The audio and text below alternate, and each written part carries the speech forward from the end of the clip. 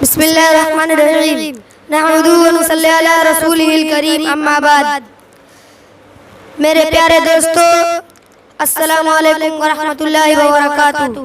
वफादारी वतन से हो यही इस्लाम कहता है, वफादारी वतन से हो यही इस्लाम कहता है। हम अपने दिल के हर गोशे में हिंदुस्तान रखते हैं। मोहतरम हज़रात, आज हम सब यहाँ यौम आज़ादी मनाने के लिए जमा हुए हैं। आज़ादी से पहले हम लोग लगभग 200 साल तक अंग्रेजों के गुलाम थे। अंग्रेज के लोगों ने भारत के लोगों पर बहुत ज़्यादा जुल्म सितम करते थे।